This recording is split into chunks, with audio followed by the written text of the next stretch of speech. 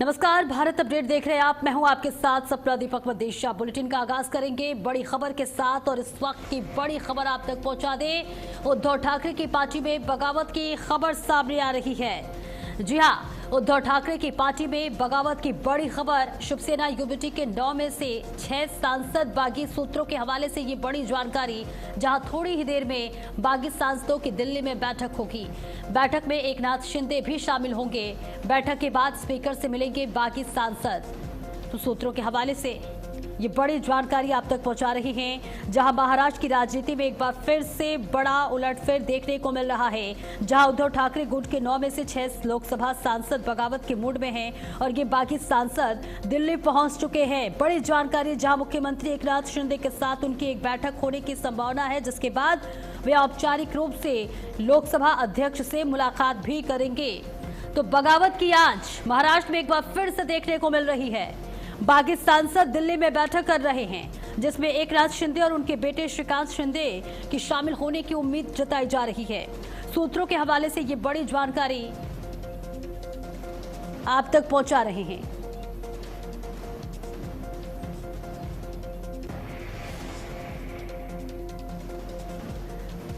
तो उद्धव ठाकरे की पार्टी में बगावत की खबर इस वक्त देखने को मिल रही है, जहां शिवसेना यूबीटी के 9 में से 6 सांसद बागी। सूत्रों के हवाले से खबर, जहां थोड़ी ही देर में बागी सांसदों की दिल्ली में बैठक है।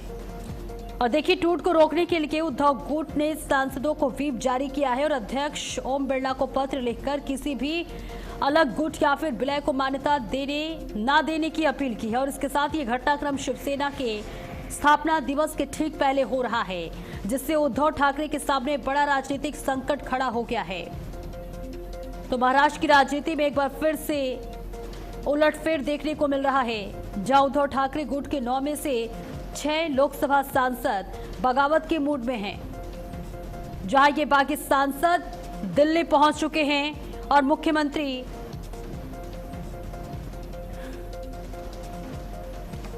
और लखनऊ से बड़ी खबर, जहां यूपी के वन विभाग में अफसरों का तबादला देखने को मिला। 9 डीएफओ समेत 14 आईएफएस अधिकारियों की तैनाती गोरखपुर में।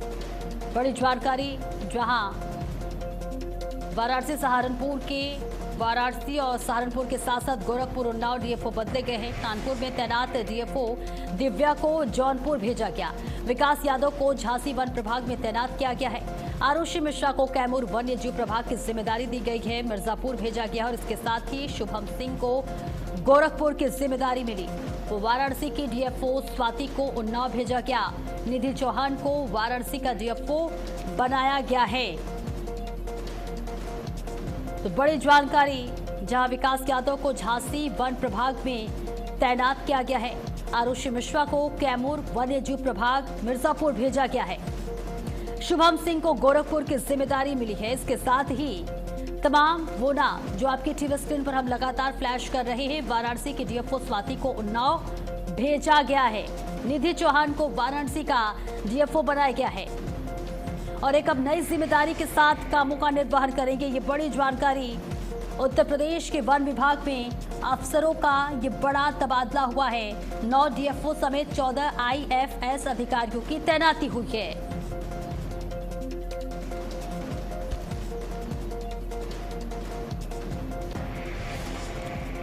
और नोएडा से इस वक्त की बड़ी खबर, जहां जेवर एयरपोर्ट पर शुरू हुई कार्गो सेवा। यात्री उड़ानों के बाद कार्गो सेवा भी शुरू। कारोबार और उद्योगों को इससे रफ्तार मिलेगी। यात्री उड़ानों के बाद कार्गो सेवा भी शुरू हो चुकी है। कारोबार और उद्योगों को एक नई रफ्तार मिलेगी। ये बड़ी जानकारी, जहां नोएडा क्षेत्र के लिए एक बड़ी खुशखबरी है और ये है कि नोएडा इंटरनेशनल एयरपोर्ट पर यात्री सेवाओं के साथ साथ कार्गो यानी कि माल वाहक विमान सेवाएं भी शुरू हो चुकी हैं। जोधपुर और अन्य शहरों के लिए भी इस आधुनिक कार्गो नेटवर्क के जुड़ने से स्थानीय कारोबार और उद्योगों को एक नई रफ्तार मिलेगी।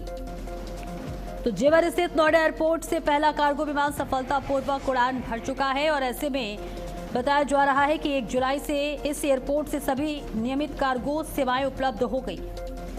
इस बीच ये बड़ी जानकारी, जहां नोएडा क्षेत्र के लिए बड़ी खुशखबरी है। कारोबार और उद्योग को इससे रफ्तार मिलेगी। तो बड़ी पहल, जहां नोएडा में जेवर एयरपोर्ट पर कार्गो सेवा शुरू हुई। यात्री उड़ानों के बाद कार्गो सेवा भी शुरू हुई। तो कारोबार और उद्योगों को इससे रफ्तार मिलेगी।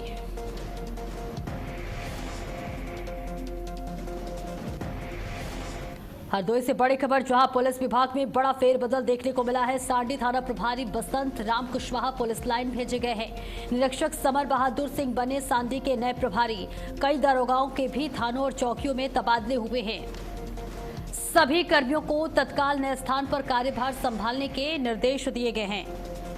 तो ये बेहद अहम जानकारी, जहां पुलिस विभाग में बड़ा फेरबदल देखने को मिला है। हरदोई से ये बड़ी जानकारी, जहां सांडी थाना प्रभारी बसंत राम कुशवाहा पुलिस लाइन भेजे गए हैं। सभी कर्मियों को तत्काल नए स्थान पर कार्यभार संभालने के लिए निर्देश दिया गया है। तो ये बड़ी जानकारी हरदोई से बड़ी खबर, पुलिस विभाग में बड़ा फेरबदल हुआ है। जहां आपको बता दें, सांडी थाना प्रभारी बसंत राम कुशवाहा पुलिस लाइन भेजे गए हैं। तो एक बड़ा प्रशासनिक फेरबदल, जहां पुलिस अधीक्षक ने कानून व्यवस्था को और अधिक प्रभावी बनाने के लिए कई पुलिस उपाधीक्षकों और थाना प्रभारियों के कार्यक्षेत्र बदल दिए हैं। और तमाम वो नाम है जिसकी जानकारी आपकी टीवी स्क्रीन पर, वो नाम लगातार हम फ्लैश कर रहे हैं। सभी कर्मियों को तत्काल नए स्थान पर कार्यभार संभालने के निर्देश दिए गए हैं। निरीक्षक समर बहादुर सिंह बने सांडी के अब नई जिम्मेदारी को संभालते नजर आएंगे। कई दारोगाओं के भी थानों और चौकियों में बदलाव किया गया है। तो हरदोई में पुलिस विभाग में बड़ा फेरबदल देखने को मिला है। सांडी थाना प्रभारी बसंत राम कुशवाहा पुलिस लाइन भेजे गए हैं। इसके साथ ही निरीक्षक समर बहादुर सिंह बने सांडी के नए प्रभारी। तो हरदोई पुलिस विभाग में लगातार कानून व्यवस्था को सुदृढ़ बनाने के लिए फेरबदल किया जा रहा है, तबादले किए जा रहे हैं। और इनमें थाना प्रभारी और पुलिस क्षेत्राधिकारियों का नया कार्यक्षेत्र तय किया गया है।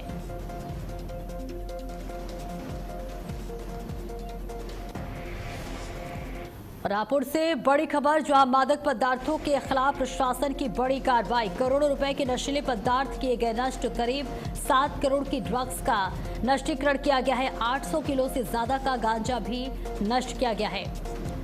पिलखवा क्षेत्र में एसपी कुंवर ज्ञानेंद्र सिंह की मौजूदगी में ये बड़ी कार्रवाई हुई है, जहां स्मैक, चरस, डोडा, पोस्ता और नशीली गोलियां नष्ट की गई हैं। ये बड़ी जानकारी आप तक पहुंचा रहे हैं। पिलखवा क्षेत्र में एसपी कुंवर ज्ञानेंद्र सिंह की मौजूदगी में ये बड़ी कार्रवाई हुई है। तो हापुड़ से बड़ी खबर, मादक पदार्थों के खिलाफ प्रशासन की बड़ी कार्रवाई। करोड़ों रुपए का नशीला पदार्थ नष्ट किया गया है। करीब 7 करोड़ की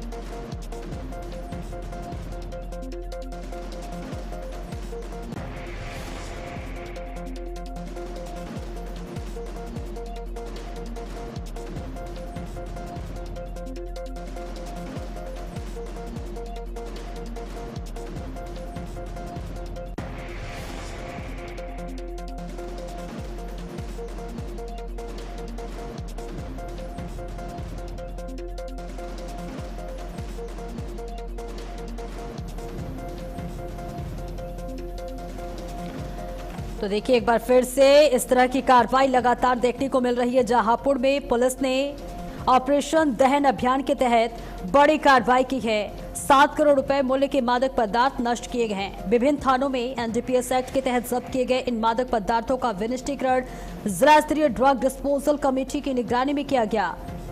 इस बीच आपको बता दें, ये बहुत बड़ी कार्रवाई मानी जा रही है। और साथ ही एसपी ने आमजन से अपील की है कि यदि कहीं भी मादक पदार्थों की बिक्री या तस्करी की सूचना मिलती है तो तत्काल पुलिस को सूचित करें, ताकि दोषियों के खिलाफ सख्त कानूनी कार्रवाई की जा सके। पुलिस की इस कार्रवाई को नशा उन्मूलन की दिशा में एक महत्वपूर्ण कदम माना जा रहा है। और शक्ति ठाकुर ज्यादा जानकारी के लिए जुड़ रहे हैं। शक्ति, देखिए, 7 करोड़ रुपए का मादक पदार्थ नष्ट किया गया है और क्या कुछ जानकारी है? बिल्कुल भावना, आपको बता दूं ये हापुड़ में कोर्ट के आदेश के बाद जिला स्तरीय ड्रग डिस्पोजल कमेटी द्वारा करीब 7 करोड़ के मादक पदार्थों को डिस्पोज किया गया है। आपको बता दें 78 एनडीपीएस के मुकदमे थे, एनडीपीएस एक्ट के, जिनमें इन मादक पदार्थ को पकड़ा गया था, जिसमें गांजा, डोडा, चरस, स्मैक व नशीली गोलियां शामिल हैं। हापुड़ एसपी कुंवर ज्ञानेंद्र सिंह खुद मौजूद रहे थे। और आपको बता दें कि ये मेडिकेयर इन्वायरमेंट मैनेजमेंट द्वारा इनको डिस्पोज किया गया है। ऑपरेशन दहन के तहत इनका डिस्पोजल किया गया है। जी भावना। बिल्कुल, देखिए बताया जा रहा है मादक पदार्थों के खिलाफ प्रशासन की ये बड़ी कार्रवाई है। ऐसे में जिन मादक पदार्थों को नष्ट किया गया है उनमें कौन कौन से ड्रग्स शामिल थे और पुलिस ने कितनी मात्रा में इसका विनष्टीकरण किया है, आप सुन पा रहे शक्ति? हाँ बिल्कुल सपना, आपको बता दें ये हापुड़ में ऑपरेशन दहन के तहत करीब 7 करोड़ के मादक पदार्थों का डिस्पोजल किया गया है। ऑपरेशन दहन के तहत जो कोर्ट के आदेश पर 78 एनडीपीएस के मुकदमे थे, जिनमें ये मादक पदार्थ पकड़े गए थे। 6 करोड़ 97 लाख के मादक पदार्थ थे। हापुड़ एसपी कुंवर ज्ञानेंद्र सिंह खुद मौजूद रहे थे जिस समय इनका डिस्पोजल किया गया था। आपको बता दें इसमें 832 किलोग्राम गांजा, 24 किलोग्राम डोडा और 1 किलो 380 ग्राम चरस, 162 ग्राम स्मैक और करीब 3 किलोग्राम नशीली गोलियां शामिल हैं। बिल्कुल, इस कार्रवाई के बाद ड्रग माफियाओं को एक बहुत बड़ा संदेश जाता हुआ नजर जरूर आता है। बहुत बहुत शुक्रिया आपका, आप हमारे साथ बने रहें। और इस बीच हरदोई के बिलग्राम क्षेत्र में पुलिस ने जुआरियों के खिलाफ बड़ी कार्रवाई करते हुए 13 आरोपियों को रंगे हाथों गिरफ्तार किया है। और ये कार्रवाई बिलग्राम थाना पुलिस द्वारा क्षेत्र में चलाए जा रहे अभियान के तहत की गई है। पुलिस ने मौके से भारी मात्रा में नकदी, ताश के पत्ते और वाहन भी बरामद किए हैं। बरामदगी में 43,220 रुपए नगद, 8 4 पहिया वाहन, 2 मोटरसाइकिल और 1 स्कूटी शामिल है। पुलिस के अनुसार सभी आरोपी अवैध रूप से जुआ खेलते हुए पकड़े गए। फिलहाल सभी आरोपियों के खिलाफ आवश्यक कानूनी कार्रवाई जारी है। मौके से 43,000 नगद और वाहन भी जब्त किया गया है। पुलिस मामला दर्ज कर इस पूरे मामले की जांच में जुटी हुई है। और ये तस्वीर इस वक्त साझा कर रहे हैं जहां पुलिस ने 13 जुआरियों को गिरफ्तार किया है। एक बड़ी कामयाबी, जहां जुए अड्डे पर पुलिस का ये बड़ा छापेमारी अभियान चला। मौके से 43,000 नगद और वाहन भी जब्त किया गया है। फिलहाल सभी आरोपियों के खिलाफ आवश्यक कानूनी कार्रवाई की जा रही है।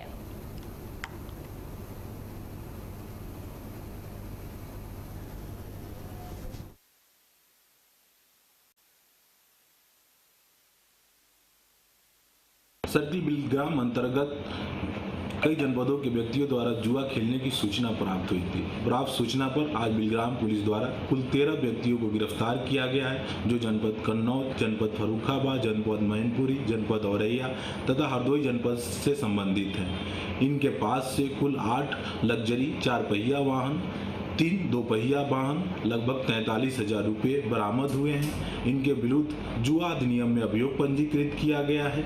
सभी वाहनों को सीज किया गया है। प्रकरण में अग्रेतर अन्य आवश्यक वैधानिक कार्रवाई प्रचलित है। पर पुलिस का ये बड़ा छापेमारी अभियान चला है, जहां मौके से 43,000 रुपये नगद और वाहन जब्त किया गया है। आपको बता दें चले कि आरोपी अवैध रूप से जुआ खेलते हुए पकड़े गए थे।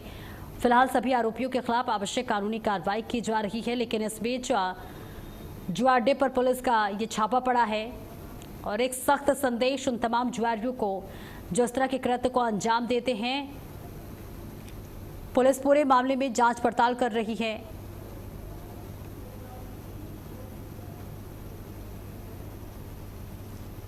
और प्रियांशु सोनी ज्यादा जानकारी के लिए हमारे साथ जुड़ रहे हैं। प्रियांशु, 13 आरोपियों को रंगे हाथों गिरफ्तार किया गया है इस पूरे मामले में। उनसे पूछताछ के दौरान क्या कुछ जानकारी सामने आई है?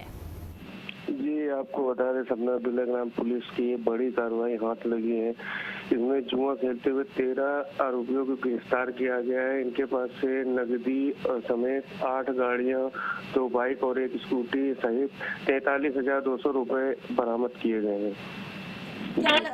क्या इन 13 लोगों के अलावा भी इसमें और लोग शामिल हैं? इनका गिरोह कितना लंबा है और कितने दिनों से इस कृत्य को ये अंजाम दे रहे थे? जी, पुलिस जांच में जुटी है और अन्य आरोपियों से, इन लोगों से पूछताछ करके अन्य आरोपियों की भी तलाश जारी है। पुलिस का कहना है कि किसी भी कीमत पे ऐसे आरोपियों को नहीं छोड़ा जाएगा, जो कि बाहर से यहाँ के लोकल के लोगों का हाथ था, जो कि बिलग्राम के लोकल, मलनावा के, कन्नौज के आसपास के जिलों के लोकल लोगों का हाथ था, जो कि बाहर से ये लोग बुलाते थे और सट्टेबाजी और जुआ का बड़ा कारोबार धंधा चला रहे थे। अभी क्या लगता है कि कितने और आरोपी पकड़े जा सकते हैं, इन पर किस तरह की कार्रवाई होगी?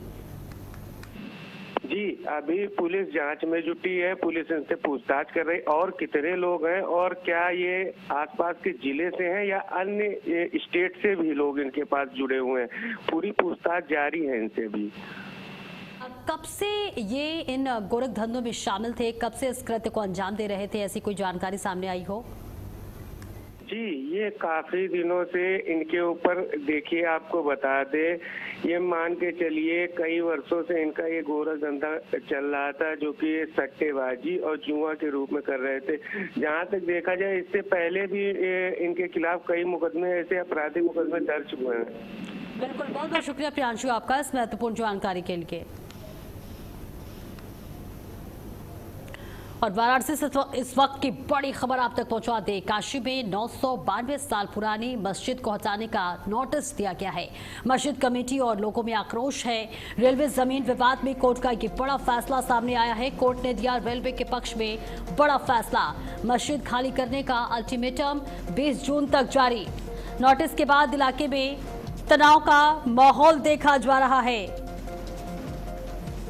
तो बड़ी जानकारी, जहां वाराणसी में 992 साल पुराने मस्जिद को हटाने का नोटिस जारी हुआ है। मस्जिद कमेटी और लोगों में आक्रोश है। कोर्ट का ये बड़ा फैसला, रेलवे जमीन विवाद में कोर्ट ने ये बड़ा फैसला दिया है, जहां वाराणसी में ये बड़ी कार्रवाई हुई है।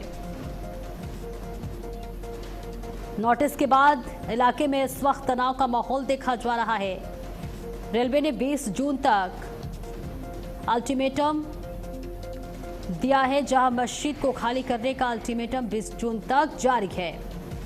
तो वाराणसी से ये बड़ी जानकारी, जहां 992 साल पुराने मस्जिद को हटाने का ये बड़ा फैसला कोर्ट की तरफ से दिया गया है, जिसके बाद नोटिस के बाद इलाके में तनाव का माहौल देखने को मिल रहा है। रेलवे जमीन विवाद में कोर्ट ने ये बड़ा फैसला सुनाया है। कोर्ट ने रेलवे के पक्ष में यह बड़ा फैसला सुनाया है और रेलवे ने 20 जून तक मस्जिद खाली करने का अल्टीमेटम दिया है। फिलहाल कोर्ट के अल्टीमेटम के बाद इलाके में इस वक्त तनाव का माहौल देखा जा रहा है। तो ये बड़ी जानकारी, जहां वाराणसी में 992 साल पुरानी मस्जिद को हटाने का ये बड़ा फैसला कोर्ट की तरफ से। मस्जिद कमेटी और लोगों में आक्रोश देखा जा रहा है।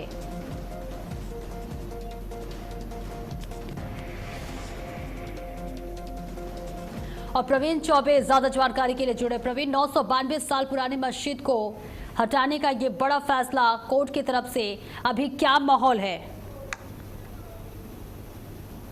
ना, ये जो 992 साल पुरानी मस्जिद अंजुमन इंतजामिया कमेटी के जो मौलाना है, उन्होंने बताया कि ये जो है स्टेशन बनने से पूर्व की मस्जिद है। उन्होंने एक नक्शा भी दिखाया और बताया कि इस नक्शे में जो है मस्जिद बतौर जो है दर्ज है। लेकिन सबसे बड़ी बात यह है कि रेलवे का कहना यह है कि रेलवे ने बताया कि यह अवैध जो है रेलवे की जमीन पर बनी हुई है। तो निश्चित तौर से ये बहुत बड़ा जो है मामला है, क्योंकि रेलवे में नोटिस चिपका है। तो अंजुमन इंतजामिया कमेटी ने भी जो है एक नोटिस चिपका दिया कि ये नोटिस फर्जी है। उसको लेकर अब तरह तरह की चर्चाएं होने लगी, लेकिन मुस्लिम समुदाय खासा नाराज है। मस्जिद कमेटी की तरफ से अभी तक कोई प्रतिक्रिया सामने आई हो? जी बिल्कुल बिल्कुल, मस्जिद कमेटी अंजुमन इंतजामिया जो कमेटी है काशी की, उन्होंने भी एक नोटिस छपा कर दी है।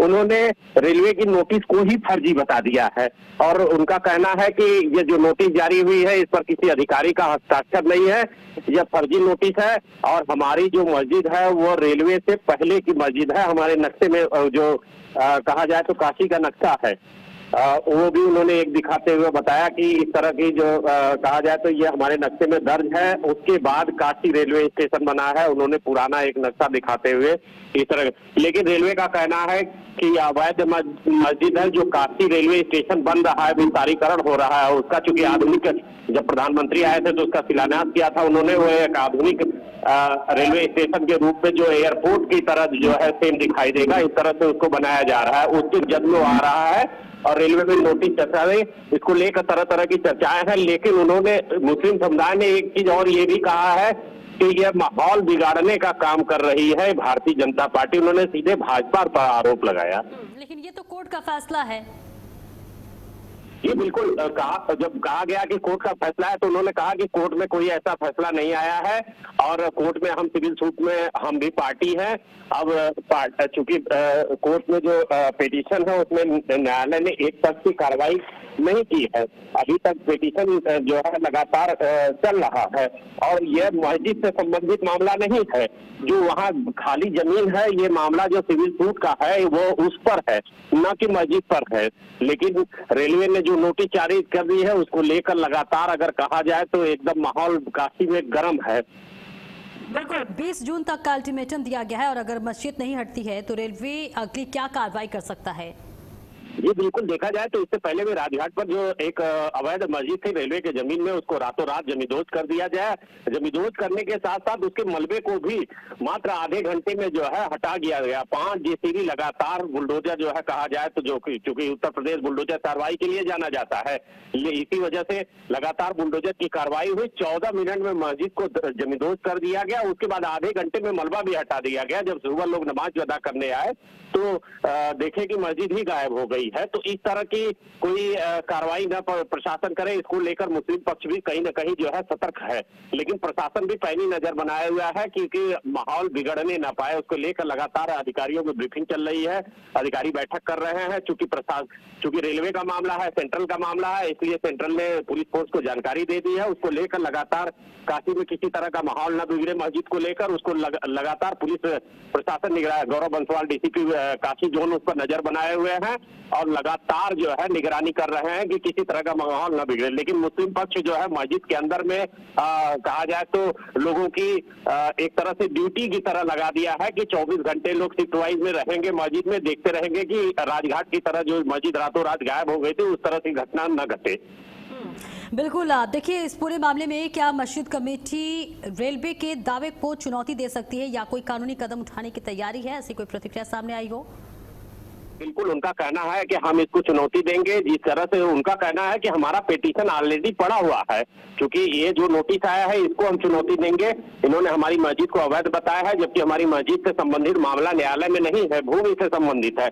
लेकिन रेलवे का कहना है कि जो वो सिविल सूट चल रहा है उससे हमारा लेना देना नहीं है। ये जो मस्जिद है वो अवैध भूमि पर, रेलवे की भूमि पर है, रेलवे के नक्शे में दर्ज है और हमारे नक्शे में जो रेलवे की भूमि दर्शाई गई है सेंट्रल गवर्नमेंट के द्वारा उस दायरे में मस्जिद आती है। इसलिए इसका ध्वस्तीकरण आवश्यक है, क्योंकि विस्तारीकरण जो रेलवे का होना है, जो मॉडल नजर बनाए रखे। प्रवीण, बहुत बहुत शुक्रिया आपका इस महत्वपूर्ण जानकारी के लिए। और फिलहाल इस बुलेटिन में इतना ही। खबरों का सिलसिला लगातार जारी है।